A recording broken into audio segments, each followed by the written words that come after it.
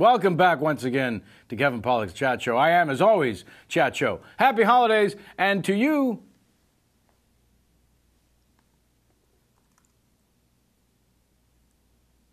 you're not buffering. I've missed you. That's my way of saying it. We had a couple of weeks off, didn't we, Sammy? We sure did. What the hell? You know, we had Hanukkah.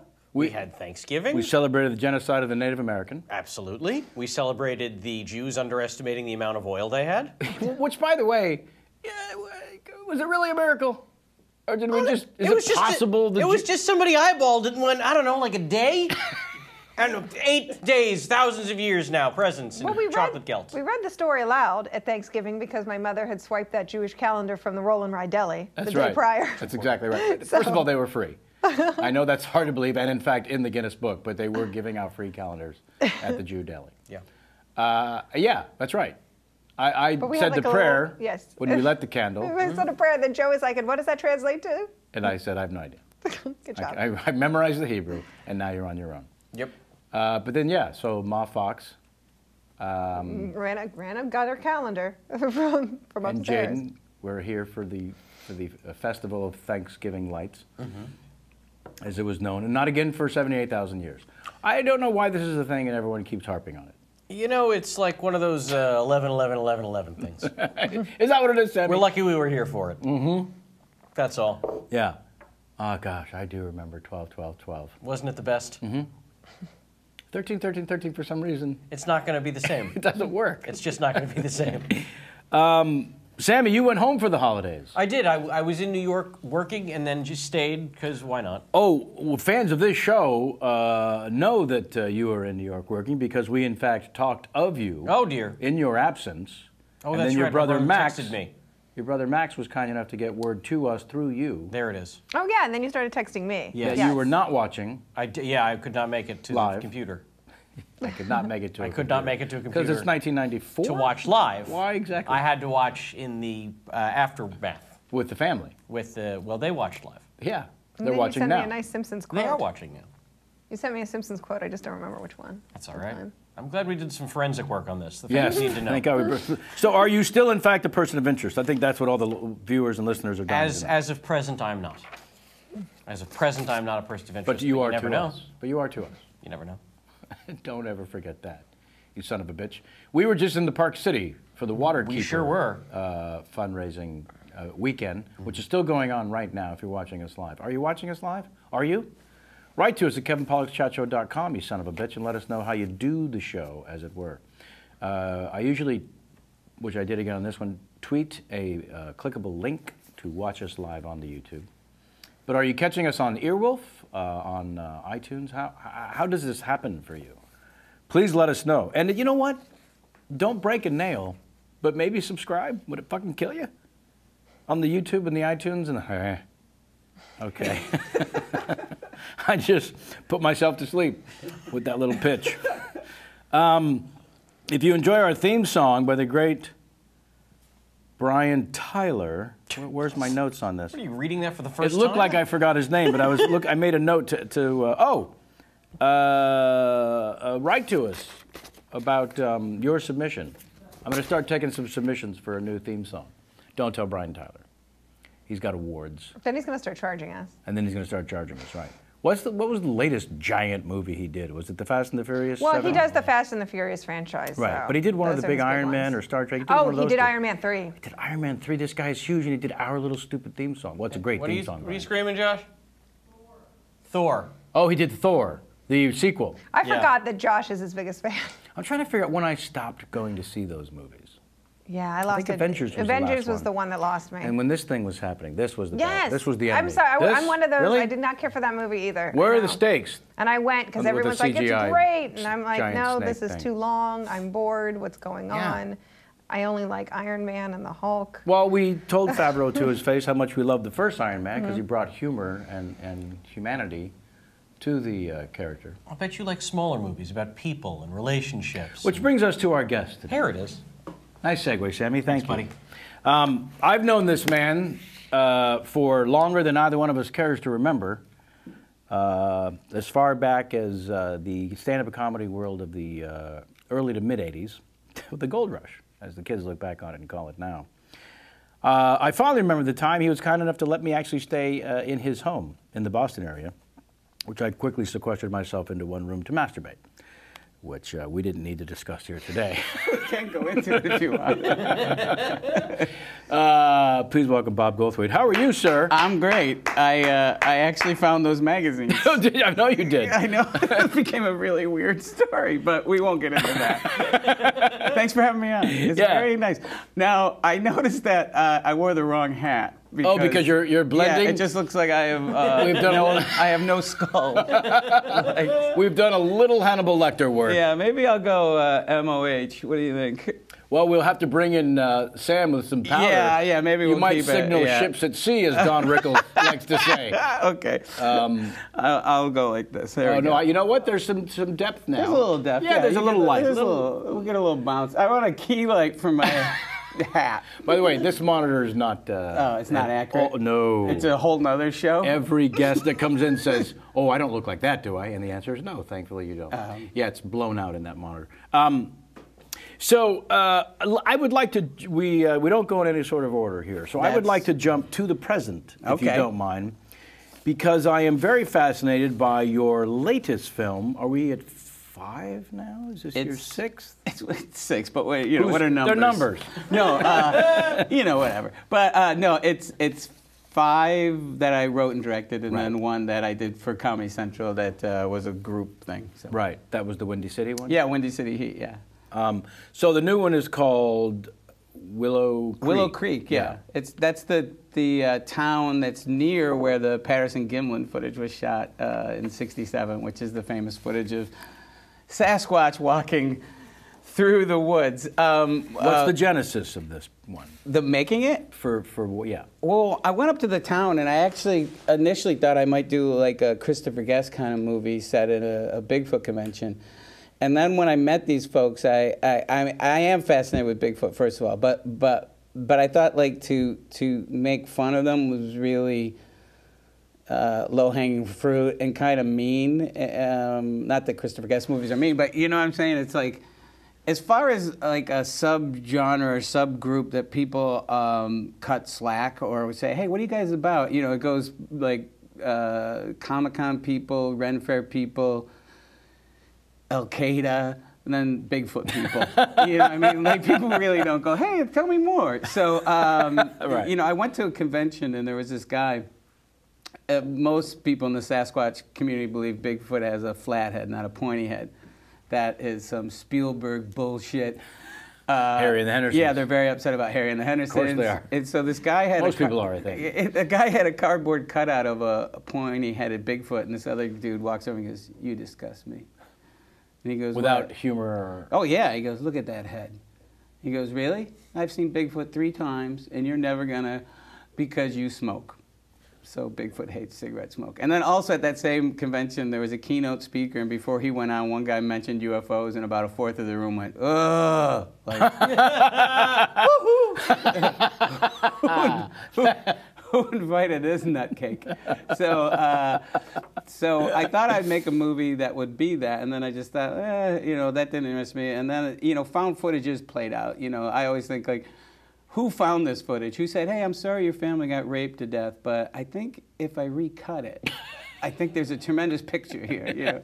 She would have wanted it that way. Yeah. So it is a found footage movie, but I kind of did my take on it. Hopefully, that sounds pretentious, but there is only 67 edits in the movie. There's like one edit that's 19 minutes long. You know, that's just basically actors acting. And now, for the inexperienced, unfamiliar, right? When you say 67 edits, to the unfamiliar, that still sounds like a big number. But in fact, let's compare it to... A normal film has somewhere between 1,200 to 1,400 edits in the movie. So, yeah, so 67 edits isn't... So it basically really does look like the junk that was found on this camera. And there's no... You know, I'm not trying to pretend, folks, that this is real footage that somebody found. You know, there's no... And it's a comedy. There's a lot of comedy in it because I used the actors played a real couple, Alexi Gilmore and Bryce Johnson. I I didn't say to the townspeople, these are actors. You know, they just played themselves as if they were making like a YouTube movie on Bigfoot. Because I thought that would have been, not on all of them, some of them I did let them in, but I just thought that would have been a lot, it would have been confusing. So I'm not, you know, it's still kind of, it's not snarky, but it's still people just being people, you know, like, you know, one of the big heroes is Tom Yamrone, who's, he's the Bigfoot Bob Dylan. You know, he sings. What does that even mean? Well, he sings and writes songs that are centric to Bigfoot history, and of course he does. And he's become my friend. But he's in the movie singing in a song, and I like. There's a beautiful thing Tom does when we were out in the middle of the woods. It's 2.5 hours down a dirt road. Yeah, that was the thing I saw in the dossier. I couldn't believe. You drove. It's 11 hours from L.A., but then it's 2.5 hours down this dirt road. We got I've got 2 flat tires now going there. And so we saw 2 mountain lions while we were filming. It's funny, that 19-minute take, the first take, Bryce, we were in a tent, and like I said, we had seen mountain lions, and his character started crying. And I said, you know, I don't really think your character would cry. He goes, my character wasn't crying. Bryce was crying. Why aren't we shooting this in a parking lot at the hotel? And I was like, because this is good, you know. I was really nuts during this one. It was like, you know, totally. Well, if you're in a tent. Put that in the picture. That'd be great, you know. And he's like, you know, yeah, I was a little bananas on this one. Like later on I said, you know, we probably should have packed things up when we saw the first mountain lion. But I was like, where did you see the mountain lion? It was over to the right. Let's film to the left, you know. Yeah. Couldn't have been happier to be out in the middle of nowhere making a movie like that. I don't know why. It was really fun. Yeah. Well, if the scene takes place in a tent, Bryce is right. Yeah, but from an actor's standpoint. Right, but I you know, they're hearing things, they're scared, yeah. and I just felt that was the best way to film it. You know, the movie's shot on consumer grade cameras, but the sound, I actually did have a real sound team with me, and so all the things you hear in the movie are in camera, and often a lot of the scares they didn't know were coming. And that's how I did it, you know. They were on a need-to-know basis, you know. Yeah, it's the need-to-know basis stuff. And sleeping out in the dirt with a guy. Yeah, so it all, I think, kind of helped the movie. Yeah, but for the townspeople, there was a need-to-know also going on. Yeah, but they were just felt like they were participating in someone's doc, you know. There was a ranger with us, and this is like 3 a.m. and like I said, it's pretty scary. But we're around the campfire, and he goes, you know, I'm a writer too. I go, oh, what do you write? He says, well, you know Twilight. Well, everybody knows Twilight. He goes, well, I write novels set in the Bigfoot community for tweens. No, he doesn't. Yeah, yes, he does. He tween coming of age stories in the Bigfoot community. I go, what's the name of it? You know, he goes, oh, the first one's Yeti or Not. Yeti or Yeti Not? Or Not. It's available. You can get it on eBay. Why did he give it a hilarious pun name? You know, that's the thing. It's like, I think like when people are eccentric, I think people think that they're crazy, so they think they don't have a sense of humor. Excellent point. It's the insanity that removes glibness. You can't be self-aware when you're truly crazy. Yeah, and these guys are aware. You know, they do have a sense of humor. So it's how great. That's the thing, you know, and that's the thing I think that's in the movie. Like, I didn't want it to be, you know, like I said, I didn't want it to be making fun of folks. I kind of just capture what's, you know, be it if you love to race, you know, model airplanes, and it's just for these guys, it's Bigfoot. Yeah. Here we come. Bigfoot in the Redwoods. Oh, I found it. That's the full title. Sure. And for the record, it was published 10 years ago. It still holds up. Still is just as relevant, reverent and relevant. And a quick read. You can purchase 33, new or used, from $10. It's a page turner. It's a page. Is it an autographed one?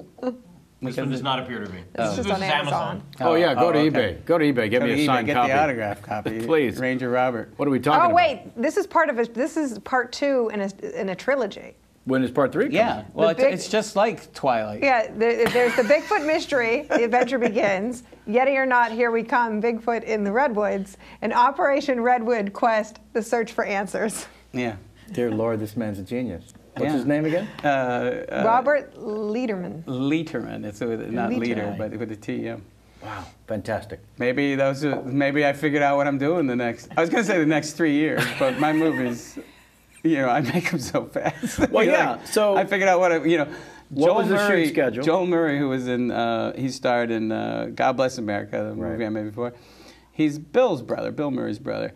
And he calls Bill for advice because he's like, I've never starred in a feature. I never carried it, So I called my brother and asked him for advice. And he called him back 4 weeks later. And he's like, he goes, yeah, I just needed some advice. And Bill starts giving him advice. He goes, no, this is a Bobcat Goldthwait movie. We wrapped a long time ago. It's very Ed Wood-like productions. Yeah. We've actually become... I'm very dear friends with Brian Doyle Murray. Oh yeah. So we're gonna see Joel. Because he's our neighbor. Yeah, because Brian Doyle was our neighbor. We're gonna see Joel soon. We've been threatened. So all right. So give me some. So the genesis of the idea is you were always kind of fascinated. And yeah, since I was like a little boy when I saw the Patterson Gimlin footage and when I saw so there's the photos. How long is the footage? The footage is only the footage of Sasquatch. I wish I knew. Is it just the walking seconds? Yeah, that we've seen? Yeah, it's probably like 15 seconds. There's guys who'll give you the frame count. And what do we know about them? About the Patterson Gimlin? Well, there's all different things. There's folks that'll What do you know? Well, I know a lot about them actually, but some folks will say that Patterson was a con man, and then other folks say because he was making another movie at the same time earlier, and there was a Sasquatch suit involved. It's a rabbit hole. One of the rumors is that John Landis, because he was friends with Rick Baker, with Chambers, who in Argo that John Goodman plays, who did the Planet of the Apes. They said that there was a rumor saying that it was John Landis in the suit, and I don't know John Landis, but one morning not long ago I said I got to get to the bottom of this. So I sent an email to my agent and said, hey, I've got a TV show that I want to pitch John Landis, which is a total lie, and they were so excited, like he finally wants to make money. So they got his email. And I say, hi, John Landis, this is Bobcat Goldthwait. I'm writing an article for a magazine. Okay, that's another lie, but Sure. I said, there's a rumor in the Sasquatch community that that's you in the Bigfoot suit. And he wrote back fairly quickly and said, who are you writing an article for? No, that is most certainly not me in the Bigfoot suit. How did you get my email? And then I proceeded to talk to him about. He was very nice, actually. Because there was a movie where he was in a Bigfoot suit. I mean, a gorilla suit. When he directed, is it Schlock? Trading Places. No, but there's one where his first movie. Schlock. Schlock, I think it is. No, before that. I think it's it was, like the gorilla with the TV head. Schlock. And that was him, so maybe that's where the rumor got started. So he was nice eventually. We seemed to smooth it out. Yeah. I am a fan of his, but... he sat here he holds the record 2 hours and 52 minutes. Oh, really? He's a talker. We love him. But yeah, by the way, with all of his history, it could have easily been him in that suit. So. Sure, yeah. But he denies it, and Chambers denied it on his deathbed and stuff. But it's just I had one of the guys say something to me that I thought was fun. He says, I hope they never find Bigfoot. He goes, because it'll all be over. Well, that is it, isn't it? Yeah. I felt that way about the Loch Ness Monster. Right. Nessie? Nellie? Nessie. Nessie. Nessie. Sure, Nellie sounds way too human. Speaking of which, that was always the thing about the Bigfoot footage. Right. Shot by Abraham Zapruder. Yeah, I was just going to It's say. the same look. I was just going to say, it's the Zapruder of the Sasquatch. Well, it is, too. Yeah. It's probably, it's one of the most studied movies after... But the difference to me... Is that Time Life never paid for the Bigfoot footage? Well, there's that. I guess there's many differences. Thank you for reminding me there's more than just the one I was about to pronounce. But if you see the very end, you do see yeah. Sasquatch's skull flying. Yeah. And Mrs. Sasquatch jumps off the back of The the... missing frame. Who, by the way, thinks that Jackie O was, in fact, trying to flee? Oh, I got into... Am I the only one? Yeah, I got, that old Lenny Bruce bit, and I got in a beef with somebody over that. It's like, you would want her to, Yes. Yeah. But let me... It was a coup d'etat, people. Yeah. It was a military-style assassination. We're on the inside of the looking glass. One of the better impressions of Kevin Costner's character I think I will ever hear. Well, thank you. Yeah, no, really. That was genuine. Just address this for me. The reason the very first time I saw the footage of the alleged Sasquatch and instantly thought something didn't smell right was the casual human way of walking as opposed to any sort of mammal other than human would walk. Oh, okay. There was a casual swinging of the gait? arms and the glancing back was even very human. So that, well, I mean, casual. But that's what people, argue is that it has human DNA and the... Yes, but the primates, who apparently are a smidge away from our DNA, have no human gait. thing. Well, but in Sasquatch, we do the measurements and the flat foot and the gait is different, and you could go down that rabbit hole for the rest of your life. Yeah, and a lot of folks do. Sure, they're in the rabbit hole. Speaking of which, when they see your film, they like it.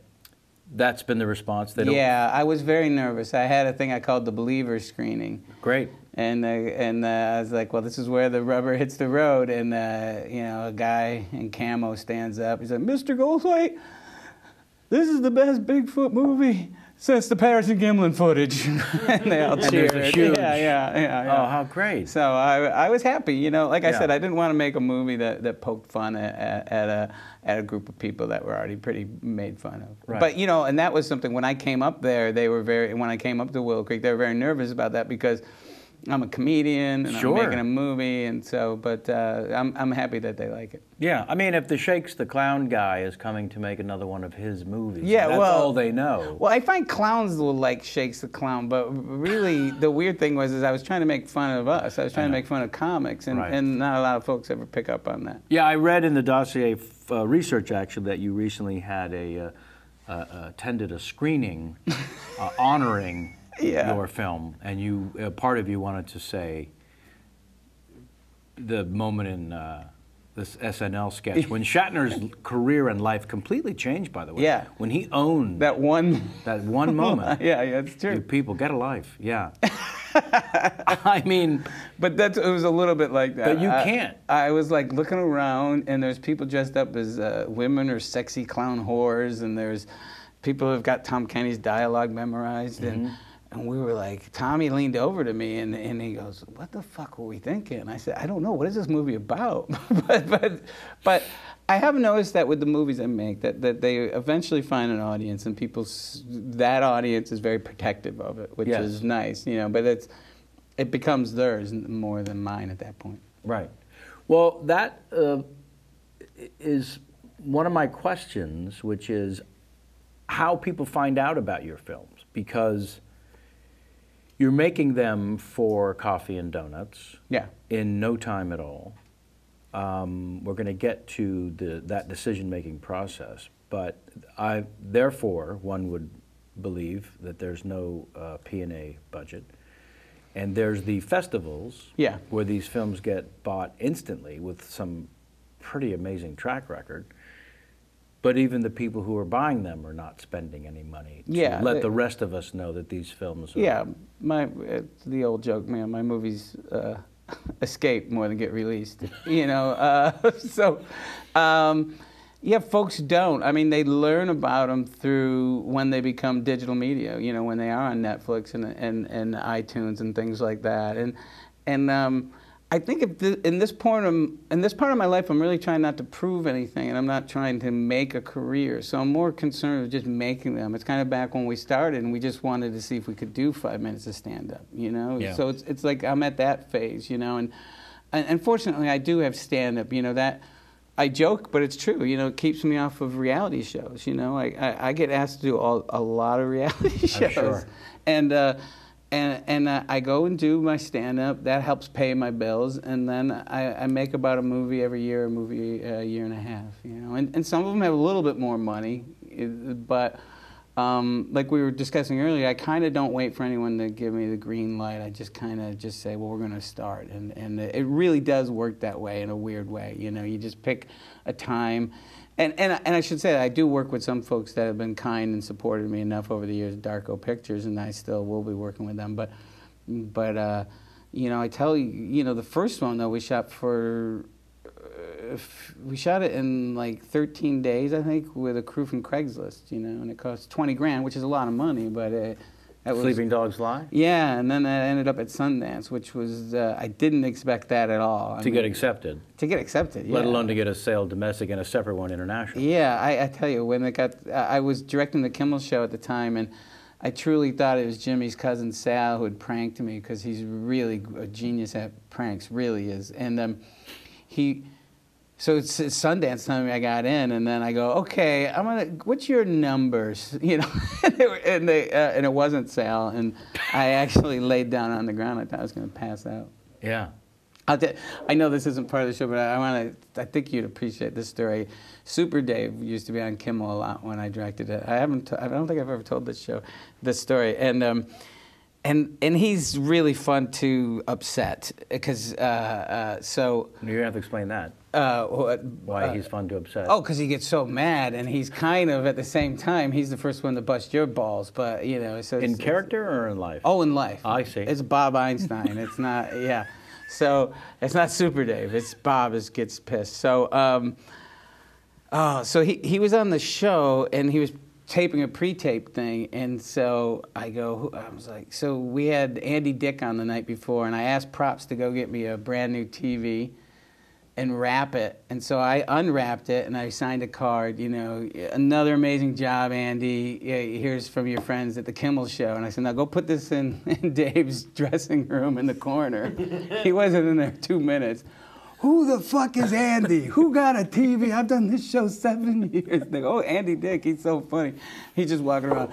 Name me one funny thing Andy Dick has ever said. Like, he's spinning out. So I go, they go, he's really mad. I go, okay, take all his shit out of his dressing room and put him in that closet that we have. We put it in a closet and wrapped up a baseball hat. And he's on the phone with his wife, and he's upset. And he goes, you know what? They've got a gift for me. They have a PA show up with this box, and it's just a baseball hat. It says, dear guest, thanks for being on the show. So that's fantastic. I used to torment him, and then he left his dummy there, you know, his Dave dummy that had been stand-in.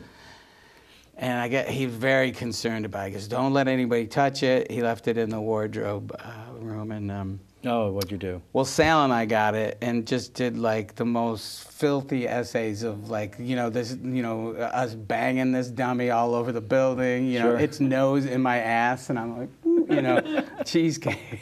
Basically raped his doll and then blew it up and put big posters of it in his dressing room. Oh my goodness, yeah, that's fantastic. Just me raping the Super Dave doll. So. Well, let's be honest, the doll was sort of asking for it. It did. You know what? It shouldn't have been dressed like that. Right. So I digressed heavily, but yeah, I missed that show. I you know, I didn't leave Kimmel under bad terms. I mean, I used to really, you know, love that job. Yeah. Yeah. How did that begin? Well, Jimmy and I were friends all the way back from when he was, you know, doing the radio here in L.A. Right.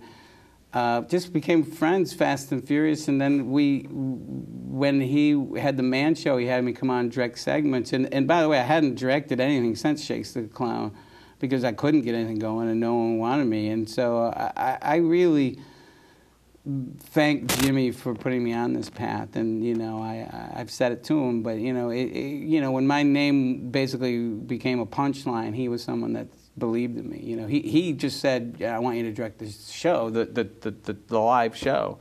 And I never had done that, you know, and I came in and watched the guy, and the first guy I watched had a heart attack while he was directing the show. He's rubbing his arm, and I'm like, and he drove himself to Cedars and got a stint.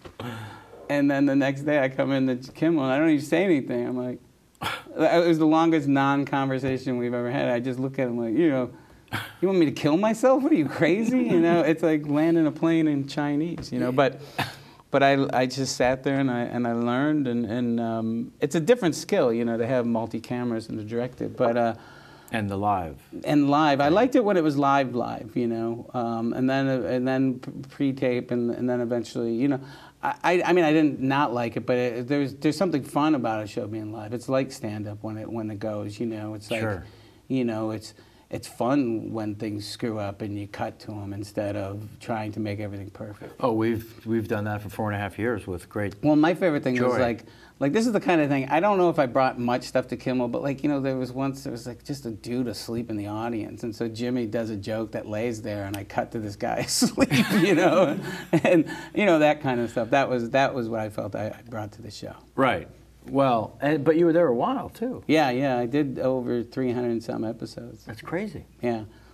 It's stressful, but it was also really fun. You know, I tell this story. It's a little bit talking out of school, but it was just really, you know, the guys in Nickelback may be nice guys, and I don't weigh in one way or another about their music, but their manager came into the booth and said, "Don't shoot Chad profile, only shoot him straight on." And I'm like, "Who's Chad?" And that's the lead singer. And they go, "Oh, okay." And I go, "Why?" He goes, "Because he's got a big nose." And I was like, okay. Now, nobody would do that. That was really weird that he came in the booth and... You didn't shoot it. Well, the cameramen were all busting my balls over the head, saying, "Hey, Bobcat, anybody can tell you how to direct now, ha, ha, ha, ha." So the song would play off at the end. That, you know, the band does one song, and then we do one, and we go off the air, and the credits roll. And I said to the assistant director, "Tell me when I got 10 seconds. She goes, 10 seconds. And I go, "Shoot the nose." And 7 cameras snap zoom in on this guy's nose. And I just made a nose montage. Camera 5, camera 3, camera 2, camera 1, camera 6. It was like, da-da-da-da-da-da-da. Go off the air, dead silence. And they're going, "Hey, man, were we supposed to do that?" And they go, "What are we going to do now?" I go, "I'm getting in my car." And I just got in my car. You mean that went out live? Yeah, and then to the East Coast, because it doesn't exist on the rest of the country, just saw this jib that couldn't zoom in. So it's just a big floaty, 10 seconds of a big floaty shot, you know. But what would you think of a competitive group that gathered weekly to play in trivia contests who called themselves Nickelback to the Future? Would that... is that your... Jamie participates in this. And he knows Cole Stratton. And Cole Stratton, sure. Yeah. He's on my trivia team, too. Nickelback to the Future. They'll be participating tonight, I believe, the first round for the trophy. Yes. Tonight our points are starting to count. This is a giant thing nationwide, but they ended up being able to compete among 55 other teams in Los Angeles. We may have come in third. Yeah. Wow. And is this in a bar setting? Is that yes, how you do it? Okay. Each one of them does it in a bar, and then they gathered for this big final thing where 55 of these teams The name of the league is King Trivia. King Trivia. And how do they make sure that you're not on the interwebs? I mean, they're just the host goes around and monitors and makes sure like nobody's on their phone. Yeah. People take it very seriously. Like they don't want, you know, people. You see a phone light up and somebody goes apeshit. Yeah, because it's like, you know, that ruined bar bets. Because that's not fun. You know, the phone. Remember, there's no more bar bets. It also ruined this moment between friends. What's the name of that thing we did by the place? Right, and then you have to spend 10 minutes going, "Nah, that's not it." And actually having a moment. Yeah, I think that is actually a sad thing to lose. Yes, it is. It's my friend, may he rest in peace, my closest friend in the world, and I used to spend days. Yeah, and then you call him up and then 4 in the morning. It's just this is the world now. Yep. You know, I mean, guys our age, there's you know, you have to.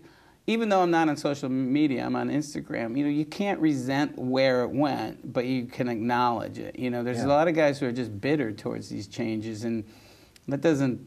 Yeah, when I hear Conan O'Brien of all people say, "I don't use email," what? Really? What are you even talking about?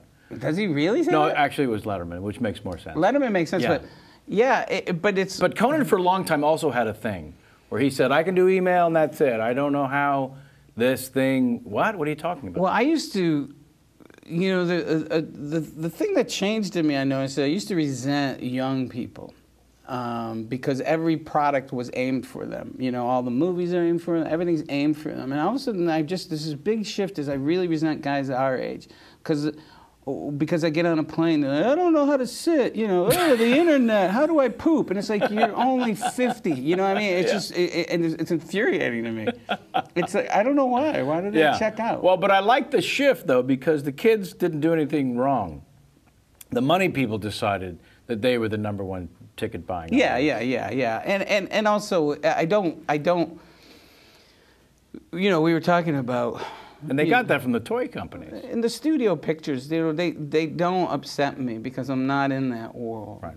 You know, honestly, for someone like you who had a career in movies that are affected, do you know what I mean? The movies that were $40 to $70 million, $20 million, you were in a lot of these pictures, they don't exist. That's weird. Yeah. And any good storytelling for adults now is on television, which is fine. I mean, at least it lives somewhere. Yeah.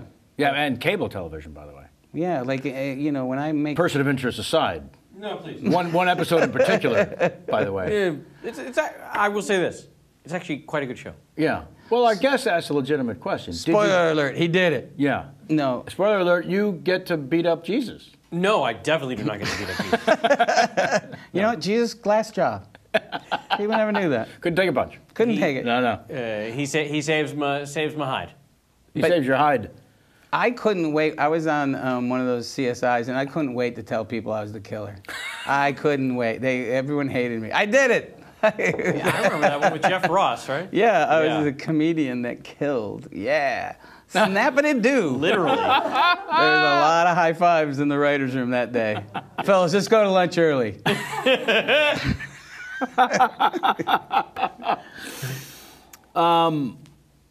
Okay. We're going to do something. It took us 189 episodes to do this, but this is a first. You were kind enough to agree. Fans of this show know that I've been talking about the feature film documentary that I directed called Misery Loves Comedy. And we did not have a chance to grab you prior and a couple of other upcoming guests. So we thought, what the hell? Let's insert just a couple of minutes of pointed questions. No pressure. None. No pressure at all. Zero pressure. You've already cut it. The movies, this doesn't have to be gold. That's right. If I want to get in, though, I really got to blow your ass through your face. Yeah, we haven't cut the trailer yet. Oh, okay. So you could be in the trailer. I might make the trailer. Yeah, okay. not the film. No pressure, but you have to be better than Yeah. the other 63 interviews. We're so gonna see if you can do that. We're going to... What I found was it just turns out funny people are fucking just, snowflakes. We all are as different and utterly non-interchangeable as one could be. Did we crank up the red epic correctly? We've got a special camera now. Those of you watching and listening here and around the globe. Our own Josh Negrin was kind enough to bring in his epic red epic camera to try to match the look of the feature film documentary, unlike the fantastically mediocre cameras we use for the show. Okay, so unlike this show where my ego is such a big part of it, the film, I don't appear on camera. Wow. So whenever you can reiterate the Question. yeah. Not always necessary, but if it feels organic. So the first one is, was there someone in your life that you remember, not show business related at all, from family or friends, who was the first one that sort of made you laugh, but that you took notice? That person's funny. Oh, sure. My older brother made me laugh when I was a boy, and not only did he make me laugh, he made everybody laugh. And I saw him do this, and it was like, you know, he was way up on a pedestal for it. You know, it'd be just sticking a fork in a salt potato, and kind of before the Bill Murray character, but doing that kind of character around the table. But my old man used to do. He was kind of like a performance artist, but a sheet metal worker, like a performance artist, a neighborhood performance artist. He would do things like convince everyone that he was going to jump from the top of the refrigerator into a jar of mayonnaise. And he would open the can's lid, the jar of mayonnaise lid, and climb to the top of the refrigerator. And he'd put on a crash helmet and maybe a towel around his neck as a cape. And then and have all the doors open, so all the neighbors and kids would all be there, and really sell it. He had a really good commitment to it. And then there'd be like the wrong brand. Oh, it's Hellman's, you know. But and he never broke character. He was dead serious. So I'm sure as a kid I saw that and went, oh, that's how you do comedy, you know. He was going to jump the above ground swimming pool on a dirt bike, and he'd spend all day building a ramp. And then he'd go up and down, how like Evel Knievel did, and then he'd run out of gas. Yeah. So, yeah, so my dad did a lot of really weird stuff like that. Yeah. For the neighbor kids. For the neighbors, too, you know. But all of his performance artist pieces were fueled by Budweiser, usually. The inspiration Proud of Budweiser. sponsor. Proud sponsor of Tom Goldthwait jumping out of the 75-foot white birch tree into the pool. But then the first person of a professional comedy, was it Carlin that you saw? Yeah, when I was a little boy, I was probably 7 or 8, and I was homesick from school, and George Carlin was on the Dinah Shore show, and he did this poem about hair. And I saw it, and I didn't laugh, I just was amazed, and I asked my mother, what does this guy do for a living? And she says, that's what he does. And I was like, oh, man. You know, so I was totally Bobby Hill at that point. You know, I'm going to be a stand-up comedian. You know, I didn't tell people that until I was about 13. And my older brother, Jimmy, I was making kids laugh at a dance, at a high school dance. And he says, you should be a comedian. And then that made me go, oh, wow, yeah, maybe I could do this. Your older brother that inspired you because he himself had been so damn funny. No, it's I have a brother. My brother Jimmy is another older brother, and he's an AD now. He's an assistant director, so it's fascinating because sometimes we work together, and he'll be like, "You really got to go. You know, you're losing the light." And I'll be like, why did Dad give you a car? You know, it's like 35 years later. No, that really frosted my cake. I don't get that. Why? We didn't have the money for that. Which I imagine would fuel him saying, no, you really are losing the light. Yeah, you're losing the light. Yeah. So, you know, he was born to be an AD. Like, it's like, you know, we're going to bring the birthday cake in 5 minutes, and if everybody could just sit down, and, you know, so he was perfect for that. Is that a real 5 or a Hollywood 5? No, it's a New York 5, yeah. And he was trying to get everyone out of their trailers, a.k.a. bedrooms. I know this has nothing to do with the movie, and has nothing. Can I tell you a quick story? Please. About the trailers, what reminded me. My daughter is a costume designer, and she works in the wardrobe department. So I get an emergency text. She's working on this thing with Russell Brand. And she says, Dad, I have diarrhea. I went into Russell Brand's dressing room, and I used his bathroom because I knew he wasn't in there. And now he came back in, and he doesn't know I'm in the toilet. How do I get out of this? Because I have to go to the set. What do I do? And I said, well, when you're finished, you make him feel awkward. You open that door and go, hi, Russell Brand. I had to change my tampon, you know, Shark Week. And she texts back, Dad, you're the greatest. Now, she thought I was helping her out of this situation, but really I was like, what could I have her say so Russell Brand won't try to fuck her? Because I really don't think diarrhea would have stopped Russell Brand. I don't think that's a deal breaker necessarily. Oh my God, that's the greatest story I've ever heard. That's 100% true. That is Father of the Year material, my friend. I really was like, think fast. Because he catching her coming out of the shit is only going to turn him on. Yeah, and what she said to me, she goes, Dad, he still tried to fuck me. It's Russell Brand. I go, yeah, I would have felt weird if he didn't.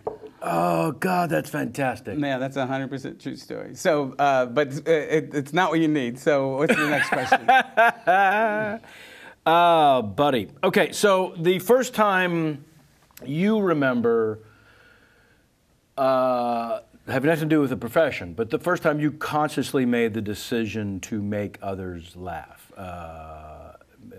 You know, you got a dad who's doing his thing, you've got a brother who's doing his thing, and you, as you mentioned, you were at a dance or something. And yeah, but even before that, like whenever there was some sort of verbal report that was due, it would become material. Oh, you know, great. like I would actually just write jokes and go up and do that instead of my Assignment. report. Yeah. So that was really the first time I would get laughs. But you know, I grew up with Tom Kenny, who I met when we were 6 years old. And Tom tells the story better than I do because I don't remember it that well, but I do remember the day. We went to Catholic school, and this nun, I apparently made her snap in first grade, and she grabbed me and just drug me across the hall and threw me in his classroom, and she was in tears, and she goes, "I can't take him anymore," like hyperventilating, and left, and I was crying, and Tom thought it was so cool I could make a nun cry that he introduced himself at lunch. He was like, "Wow, this guy's got it going on, man. He can break a nun." But yeah, so that's how we met and became fast and furious friends for the rest of our lives. And he said something like, the nuns that taught you were on a wrestling scholarship? Yeah, he said that the nuns came from a wrestling scholarship because they were big ladies, and a lot of them were like from Hawaii. I think growing up in Syracuse, that was like a punishment. You know, you came from paradise, we're going to put you in the tundra. Yeah. Also, Honolulu and Syracuse, sister cities. Sister cities. We were the leper colony of the central New York area. Okay. And do you remember a moment where it was a definitive choosing a life in stand-up? In stand-up? You know, not choosing a life, but I do remember a definitive moment when, you know, I started in Syracuse a little bit, but I really got started in Boston. When I moved out to San Francisco, what changed for me was to see my name on a marquee, and it meant that the people came out specifically to see me. They weren't there just for the comedy club, and that changed my life. I was like, oh, I guess I really am a comedian, even though I've been doing it for some years at that point. That changed it. Well, talk a little bit about what I found in the dossier, which was Jason McIntyre, by the way, our research producer. I want to thank him. Before you were 20, your stand-up act was geared towards sort of mocking stand-up comedy. And then you got on Letterman at 20, such a young age, and suddenly got bookings and interest and confidence from others in you, and you realized, and shortly thereafter found yourself not portraying, but performing the very thing you had been mocking. Yeah, definitely. I mean, my earlier act was only 20 minutes long, and it was kind of, I was really into Andy Kaufman, so it was very deconstructive. You know, I'd come out, do this persona that was fairly extreme, and then try even weirder stuff after that, like, you know, come out of character, and this is the time of the show where I like to gut and clean fish. And do that. Sure, like got a fish open on stage. I remember at the Ding Ho, this woman, it was a rancid, the fish had gotten bad in the trunk of the car, and I got it open in guts, and this woman just projectile vomited immediately. So being a professional, consummate showman, I put the mic down so we could all hear her vomit and retch over the PA. And then Shun Lee, who owned the Ding Ho, there's just gore and vomit, and then I walk out, and I remember it was Bill Campbell, a very funny comedian, but couldn't have been further than what I was doing at the time. You know, he's like, you know, relationships are weird, you know, and the crowd, it's just like this bomb went off, and Shun Lee, who owned the Ding Ho, he's like, Bobby, you weird, you weird. It's this Chinese comedy club. Yeah. So yeah, that's the stuff I used to just try to push things, not really interested in material at that point, and more just trying to make people feel awkward and stuff. And I think that still probably falls into the movies I make now. It's still the same thing. I mean, I think that's what's interesting. It's not that I'm like, hey, I'm trying to blow people's minds and make them feel awkward. It just is what I'm interested in. Those things seem to make people awkward. But Yeah, so I became the very thing I was making fun of. I was trying to make fun of stand-up comedy, and then I started getting booked as a headliner, so I scrambled and I started telling more jokes and letting a little bit more of my personality out. But it's almost taken me now 30 years to get on stage and just be myself, and I'm sure that has to do with self-loathing, How could I be enough, I mean, how could I just be interesting to people? Right. There's somebody right now listening going, "You're not." Well, fuck them. But to that end, however long it took you, because everyone's journey to this point I'm about to ask takes different time. And that is relaxing into the silence of the audience, knowing that silence means they're actually listening to you. Yeah. Instead of waiting desperately for the laugh to come. Yeah. Actually enjoying That's a different the place to get. And as a filmmaker, you know it. No, but as a performer on stage, that's brand new for me. The waiting for that, that not filling every crevice and taking my time, and I've just discovered that. And it doesn't happen all the time, but sometimes I can get rid of the mania and just start telling stories. And the byproduct of that is I actually enjoy being on stage again for the first time in, seriously, 20, 30 years. It used to be, can I do it? Then it became, I have to do it. And now, again, it's starting to be, I want to do it. That's a pretty great trifecta. It's crazy to still be on stage after all these years, and then suddenly, just like how movies kind of, I found a new thing, making movies and telling stories. I kind of found that same with performing, which I didn't think I would be. Which, as it turns out, is just your own personal truth. Yeah, just really stripping it away and really trying to tell stories and stuff. But the movies are different because... By the way, you should put the Russell Brand story in the act. Okay, it's done. For real. Okay, I will. Yeah, no, that's... But I don't care who you are, you're going to laugh. I think the problem with stand-up is we do have to keep the dumbest person in the room amused, or they're going to interrupt the program, And making a movie, I don't have to, And making a movie, you're allowed a little more leeways to explore the other parts of people and humanity and stuff. So that's why I like making movies. Okay, let's talk about the road a little bit, because it means something different to performers than a traveling salesman. We're all Willy Loman, as it turns out. So give me either rituals then and now, or just now, or how you unwind after a show, stuff like that. That's the weirdest part of doing stand-up, is the unwinding after a show, because I stopped drinking and taking drugs and all that by the time I was 19. So, I just am not annoying with it. I don't confuse being sober with my personality. It's just something, And I love being around people who are getting hammered, I almost don't trust people who don't get hammered, So after a show, it's staying out of trouble means pizza, that's really sad, You're sitting there in a hotel room on the road. But, I do go out with I'll go out with the staff and hang out and stuff. But it is weird. Fortunately, I've kind of channeled that kind of energy into writing. Like after I made a movie called The World's Greatest Dad, after I made that movie, I actually wrote 11 more screenplays. On the road? Yeah, on the road in chain quality hotels. In fact, even now when I go to write, I'll go check into a hotel like that just because I'm cut off, and it's very productive, That would be a good name, actually, for a chain quality hotel. To just call it the cutoff, the chain quality. The hotel. chain quality hotel. Yeah, that cutoff thing is real, though. They don't put us in a dump. They just put us in this.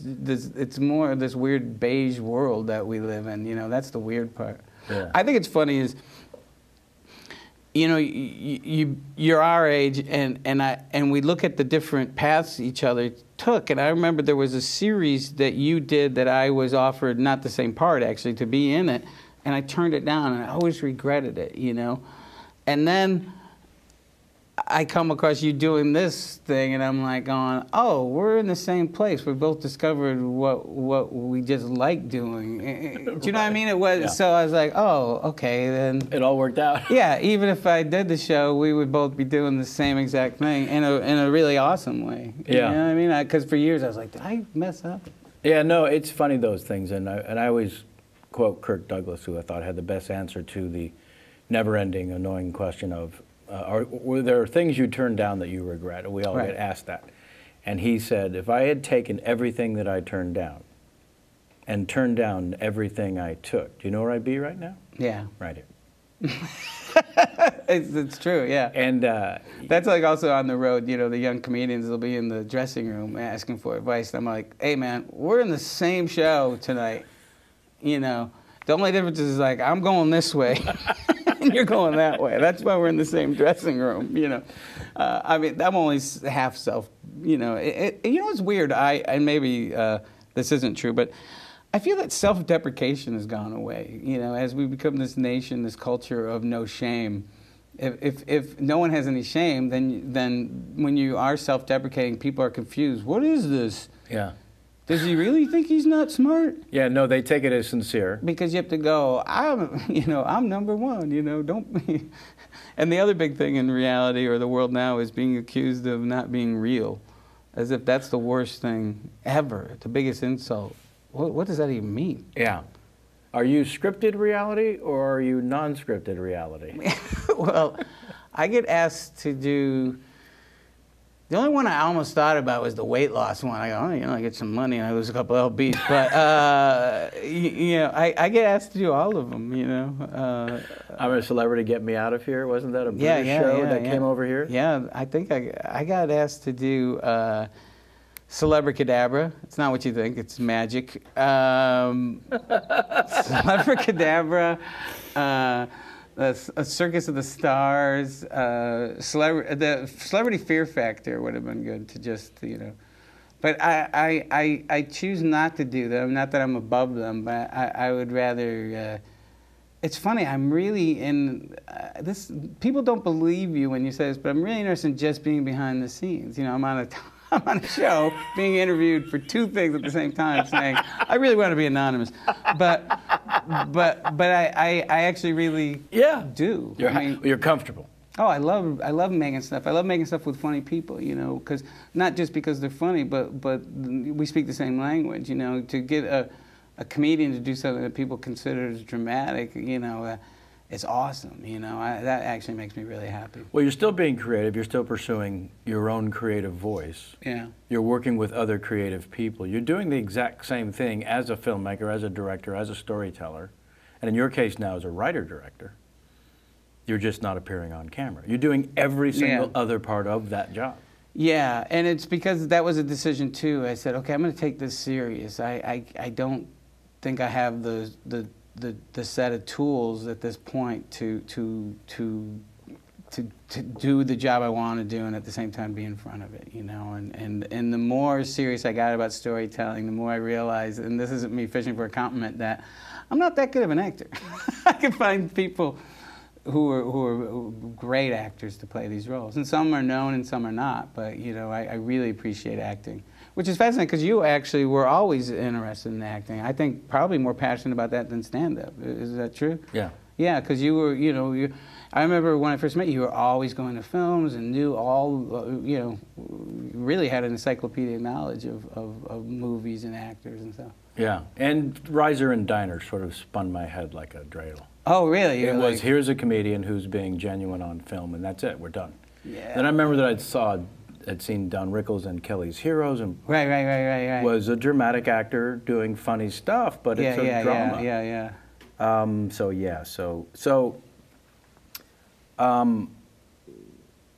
Let's talk about that wonderful world that many performers share, either as a comedian or a storyteller or filmmaker, which is bombing. So first, let's go from a standpoint of a stand-up, because we talked about you're now comfortable enough in the silence because it means they're listening as opposed to bored, when in fact you can visually confirm that. But what about What goes through your mind? What are the first couple of thoughts when the brain registers, oh, fuck, I'm bombing? Well, I've entered a new Zen thing. Like, you know, I was just in Galway where I went on after an act that was a crowd-pleasing act, and I didn't come with the baggage of, oh, they all knew me, and I went on and I didn't do well, but I didn't panic, and I didn't take it personally, which was brand new for me, you know, and often when I'm not doing well, I change it, I'll even address it, and none of my tricks were working, but I didn't take it as, you know, I kind of just left feeling, well, it's weird, it's not personal to me anymore. But people talk about bombing, and it's like, I opened for Nirvana for, I think, 13, 14 cities, you know. It's, after that, like having people to hurt your feelings with, you know, or interrupt, you know, I got hit with a teenager. You know, they successfully threw someone from the pit one night, and I buckle because they got me behind the knees, and this kid's rolling around, and he's looking just as terrified. He's like, ah, and don't step on me. Yeah, he's like a crab running off the stage. So once you have like M80s go off by your head and things like that, you know, having your feelings hurt by a heckler doesn't really mean too much, you know, when your personal safety was a question. I did the Gathering of the Juggalos, you know. So I've done some crazy, crazy gigs, and I try my best. Most places I do okay. You know, I think I got this working class ethic that I got to do a good show for the people. But at the end of the day, the new thing is I don't take it so personal when they don't like me. Right. What's the fourth thing about you you'd rather people not know? What would I not want people to know about me? Specifically, though, the fourth thing. Oh, I would say what I really wouldn't want them to know was when I'm acting like when I am being self-deprecating, trust me, I still have a really big ego, you know, and often when a comedian or a performer says, oh, I'm no good, or I'm terrible, or that show is bad, it's just hiding their big ego. What they're saying is, oh, you thought that was good? I'm really great. I'm capable of so much better. Yeah, I think people don't realize that when you're critical of yourself in a negative way, not critical where you're saying, well, that didn't work, I'm going to change stuff, but when you're critical of yourself, you really are sometimes. It's just a big ego. It's just another way of having a big ego. Yeah. So. Bear with me, sorry. Oh, did someone's doubt... can we get you some water, by the way? No, I'm fully hydrated. I got this one too. Did someone's doubt or criticism or negativity early on fuel any sort of ambition for you? I like to give the example of when I first came to LA to begin the acting career officially. The woman people suggested I meet with to possibly become my manager as an actor had me do a scene from these sides of which I had never seen or knew the term. I went into the room, worked on it, came back in, did it, and afterwards she said, well, listen, you know, acting is not for everyone. It's just, she was very sincere. I can't think of a worse thing to say to you at that time because I knew you and that was your dream. Yeah. That really is your dream. She said, you can never do your dream. Thanks for coming. Yeah. Did you unpack yet? I walked out saying, and clearly to this day, since that you were the memory is with me, I believe in something that you didn't see. Well, back to, I seem to be talking about self-loathing a lot. Self-loathing is not the opposite of having a big ego. Self-loathing is just a big ego in disguise. But when someone says you are terrible, I go, oh, you can't even begin to hate me as much as I do. You're an amateur, you know. So that's pretty great. Yeah. So critics and criticism, it's just reaffirming this weird self-loathing. You know, it's almost like how gamblers gamble to lose. They say, you know, like if you know, when you're ego surfing on the web, I don't, you know. my big ego goes, okay, that guy got it right. That guy got it right. There's the bad one.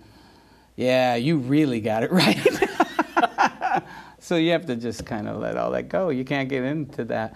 But there was nobody that I said, I'm going to prove you wrong, because my path has always been on such a different trajectory that I really, I wasn't trying to prove anyone wrong, but I do think I spent a lot of time wasted comparing my career to other people's career. Right. You know, if that was something I could tell anybody who's interested in performing or making or doing anything, you know, you really just gotta stay true to yourself, and you can't compare yourself to other people's careers, because it has nothing to do with reality. Yeah. It has nothing. You want to change your card? Yep. Awesome. How long does that take? Give me less than a minute. Sweet cheeses on a pie tin. That was fucking awesome, by the way. Oh, good. Yeah. Because that's the kind of truth that, you know, we all know, and we're not asked to share very often, and it's not a kind of thing we're going to just offer up. Right. But that's there's a stripped down version of that ends up just sounding trite, which is, you know, be true to yourself, be true to your school, perform and write for yourself first. But those are powerful truths that until you do that, quite frankly, you won't have an original voice, you won't have anything unique to say, and you won't actually make your mark. Because you're only going to be special doing whatever the fuck it is you do. That is different. And if you're... the big one is you have to ask myself, you know, what would I do if I wasn't scared? Wow. So once you go, wow, so I could do anything, you know, now, okay, I'm going to do it. And I naively approached all my movies that way. I just like, hey, we're going to do this, you know, and it's like, and people, you know, young folks or people in general are trying to make a movie will ask me how to do it. And when I say you just got to start it, and people, they still think that's a lame excuse, but that really is what you do, you know, it is. So you're saying it builds its own momentum just by... You build its own momentum if it means shooting 5 minutes on a borrowed camera so you can show other people, or does it mean, you know, on God Bless America, I just thought all the action and violence was going to be radio reports and news reports and stuff they're reading on the web because I couldn't afford it. And so I told the folks that financed World's Greatest Dad that, and they were kind enough to go, you're out of your mind. You can't do this movie for... And they came through and financed it. I should tell another story, though, because part of that company is Ted Ham, who's very nice, who's been very supportive. He came from Ham's Beer. That's where some of the, you know, his money comes from. So I came into the office. He wasn't there, but the rest of them were there. And I go, hey, are we going to do this? And I went and got a Ham's Beer tattoo. Yes, you did. And so it got really quiet in the office. And they're like, look, they go, is that real? I go, yeah. And they're clearly on the bubble. They're going, I go, look, plenty of room for Fox Searchlight on this side if there's a problem, fellas. So there is a bit of mania maybe involved in me making a movie, but it's so much more healthier than that self-loathing mania where you comparing yourself to other people's careers and, you know, all this kind of stuff. You know, you really got to say, what will make me happy at the end of the day, you know? And it's easy for me, you know, people will say, well, you've had careers and all this stuff, and that is true, so it is easier for me, but I do know at the end of the day, you know, you got to keep quitting. You know, you keep quitting all through your life. You know, there's this American thing about you're never supposed to quit, but you keep quitting until you end up someplace where you don't want to leave, you know? It's like, that doesn't work for me. You know, that doesn't work for me, you know, until you go, oh, I'm really happy doing this. Yeah, and being able to return to stand-up initially out of necessity, as you say yourself, to cover your overhead so that you can make these independent films for coffee and donuts and not worry about... And I had that conversation with a friend yesterday. We were trying to figure out, like, what can we get you doing that would pay your bills so you could do what you need to do creatively, you know? You know, I'm not just saying, well, you just do this and it's I know that I do know what it's like to pay bills, you know. I you know, but on the look, I'm not going to leave my daughter any money, but I hope I leave her an okay example. I said to her, I go, you know, when I die, all these scripts are yours. And she goes, Dad, you can't get them made. Why do I want them? It's a gay Billy Jack movie. No one's going to make that. Which I did write, this ex-Marine, you know, who just kicks ass. I'm going to have to ask you to stop saying that word. And they're like pushing him around. What, fag? What are you going to do? What are you going to do, fag? He goes, well, I'm going to dislocate your shoulder. You know, dislocate his shoulder, fracture your kneecap, and shatter your windpipe, and there's not a goddamn thing you can do about it. And then it just says, he does. And so he kicks all this ass, and he goes back to the bartender, and he's been trying to just drink the shot, and he keeps getting interrupted by homophobes, and he goes, is there a good place for a man to stay in this town? And then it cuts, and he's in bed with the bartender. The next morning. So I think we just raised money for this film. Yeah, that's a fantastic trailer. I said to Gus Van Sant, I said, I want to make the greatest movie if you were a 13-year-old gay boy besides 300. You know, like if you were a little gay boy, you go, that is the greatest movie ever, you know. So I just write these screenplays that interest me, and then later on, I kind of land them like planes, you know. I go and try to make them when the money comes, and some of them cost money, and some of them don't. And at the end of all of that, you're doing exactly what you want to be doing, and it took a lifetime to get to a place of. Yeah. Quite honestly. Yeah, and you know, I'll have a lot of untold stories when I do finally kick, but at the same, I'm pretty lucky that I get a shot at doing them. Here's a chicken or the egg question. Do you think emotionally questionable people are drawn to stand-up or performing, or are some done in by the life that opens up to them?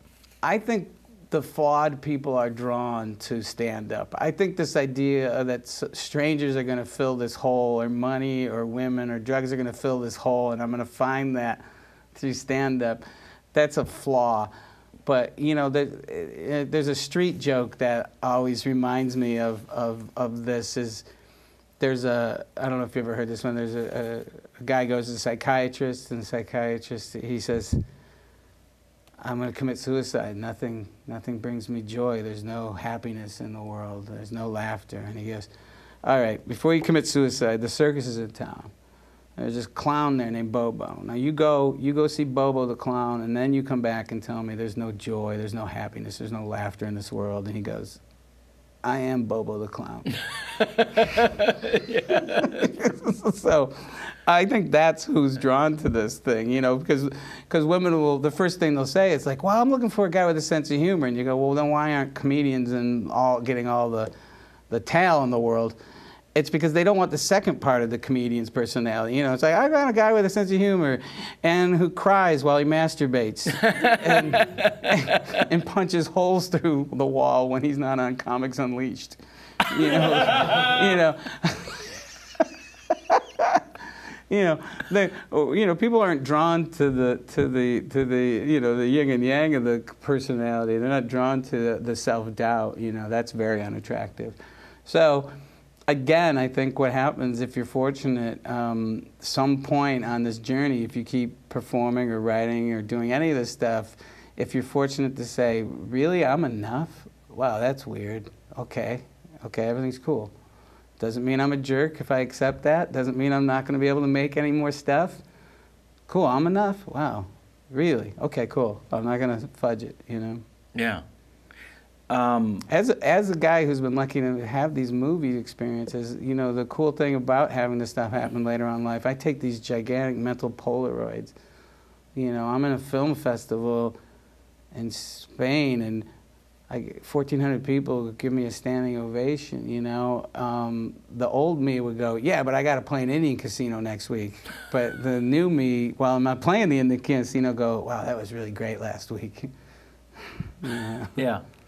Yeah, it's ultimately. I was with my wife, and so the crowd had stayed. Well, I didn't know this. They were waiting for me to exit, and they applauded me as I walked down the stairwell. It was 1,400 people, and I started crying. And then the next day, I'm on our balcony, and on the beach, and I'm smoking a Cuban cigar, and I'm eating this meal, and people come by and they'd yell, they go, "Auteur," and I go, "Yeah, auteur," you know, and I said, I really don't think this could possibly. It's a topless beach. It's just like, I don't think it could get better. Hey, there's a lot of naked cans out here too. It was pretty, but it's about appreciation. Yeah, man. You know what? Yeah, because before it'd be like, you know, I'd just be complaining all the time. You know, like often there's many of our peers, their diamond shoes are too tight. You know. Yeah, that's a great way to put it. But that's it. Yeah. I was at the Oscars with Robin. Robin Williams, my friend, and all these folks that were the heavyweight hitters, they were just so unhappy. And I'm not being negative. I just, you know, and as the guy, and I was directing Kimmel, so I knew if I clapped and laughed, I'd get on camera because they need someone that's smiling to cut to. So I was just like, you know, and I hear this one laugh, and I look over, and it's Oprah, and me and Oprah go, ha, ha, ha, like we have a moment. But I know I look like a Make-A-Wish kid. Like, why is Bobcat Goldthwait in the third row at the Oscars? You know, he has one dream. I didn't hear a goddamn joke. I just kept laughing. What a brilliant move, though. But I ended up getting like 4 cutaways. Sure. You became Professor Savvy. And then I was sitting there, and Robin went up to go, and the seat filler comes down. He goes, "You know, I really love your movies." And I go, "That's Francis Ford Coppola. You might want to tell him that." That's real. Yeah, it was weird. That's as real as it gets. Yeah. So the last question I ask everyone for the film, and then we'll let the red rest. Never thought I'd say that.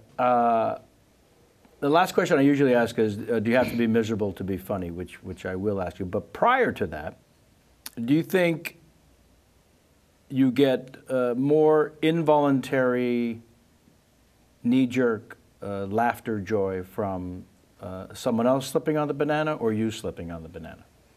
I get the most laughter. It's not because I'm evolved, but there's something about me slipping on the banana peel that makes me laugh really hard. Like when someone can pull my covers. I mean, just recently I said something. I go, well, you know, I'm balding. Like, balding? And I laughed really hard because I had convinced myself that I was balding. Again, you know. They're like, You've arrived. Yeah. Yeah. Oh, that's sweet. It's no longer a journey. You know, something that simple makes me laugh really hard. So it's me laughing at the very theme of a lot of the movies I make. You know, the lies that we tell ourselves to get through the day. Right. And when someone can pull my covers, that's the hardest I laugh. And I don't believe that you have to be. How do you phrase that? I don't believe that you have to be miserable to be funny. I just think that being miserable happens to be the bedfellow of that part of you that looks at things a little askew. I don't think the misery feeds the creativity. I think it actually blocks it. But I just think that the same folks who are creative have to deal with this misery that comes along with it. Mm-hmm. You know, and I used to go, well, who am I if I let go of this anger? You know, well, I'm a guy that now I'm writing and directing movies. That was the difference. Letting go of that anger, who am I? Who am I if I don't wake up with this Rolodex of people that I have resentments to? Like, how many people I'm in arguments with that didn't even know I was arguing with them? You know, oh, you know what I'll say? That's what I say. Oh, you know, they don't care. Wow. You know, so if you can just remove that and then get to the good stuff. Yeah. Get out of your own way. Yeah. Dummy. Yeah. But, you know, this is show business is just such a, you know, it's babies. You know, we're joking about being high school with money. It's babies. It's like someday I'm going to be really famous and everybody's going to clap when I come into a room. You know, wham. You know, that's crazy. Yeah. Well, that was a lot of the stuff for the documentary, too, is children have a right to suffer from, hey, look at me disease. Right. their babies, their children, Yeah. they don't know any better, to want attention. But an adult. Then, as adults now, we all want attention too, so apparently it's part of the human condition. But who are those of us who then choose as a profession, hey, look at me? Yeah. Well, you know, I was watching this doc on Dylan, on Bob Dylan, and one of the things that some of the beat poets and some of the folk artists kept saying in this thing was when they first discovered him, because they thought he was kind of flashy and poppy, and they would say, is he about anything? Is he saying anything? So once you achieve some kind of notoriety, you may go, well, okay, now what am I going to say? So if you're starting, maybe you can even skip that notoriety part and just say, hey, what am I going to say? And then the guy goes, yeah, but you know, I weld all day so I can play guitar, and it's like, you know, even though my diamond shoes may be tight, you know, I still do the equivalent of weld all day. Yeah. Sometimes it's just slaying the dragon that tells me I'm worthless. Right. Yeah. But also, it's interesting in your particular journey, because you started as a stand-up,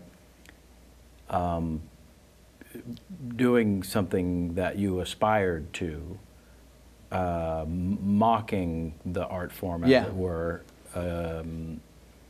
That's only because I was such a fan. When I was a little boy, I was like, you know, when you're 9 and you're into George Carlin and getting his albums at 10, 12, and Cosby, and then it was Andy Kaufman and Steve Martin. But I was such a huge fan that by the time I became a teenager and I was performing, I kind of rebelled against it and decided to, well, I rebelled against the more straight comedians of the day, you know. Which was, all of this, by the way, don't you think, as storytellers, wherever your mindset is at, become your pursuits.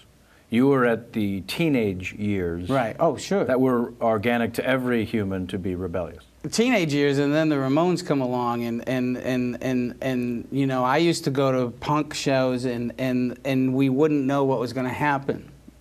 That show, you didn't know what was going to happen, and so for me, I thought, well, that's what I'm drawn to as a comedian, to go on stage and make the audience not be sure what was going to happen. And I've even took it further later on in my career when I was being so self-destructive and doing things like Set the Tonight Show on Fire. Part of me said, what if I don't know what's going to happen? Was that what was behind that moment? It wasn't, but it was a little part of it. It was a little bit of it. It was like before I would do something like that, I would be very planned. You know, I said, well, I'm going to do a stand-up set in the shower because everybody's relaxed in the shower and they sing better. I think I'm funnier in the shower. So that would be pretty planned out. But then I started saying, what if I don't? What if I just smash up stuff? But that was me being self-destructive. You know, Sure. The real reason I set The Tonight Show on fire when all said and done was because Jay finally kind of accepted me and wanted to have me on as a guest. And I was terrified because I was like, if I had actually have given the floor to say something, now I can be judged. And what am I going to say? And I had nothing to say outside of that. I was angry. Pretty deep shit, by the way. Yeah, I was from Zed, from Police Academy. Uh-huh. All right, finally we can get to this. There are fans of the Police Academy movies.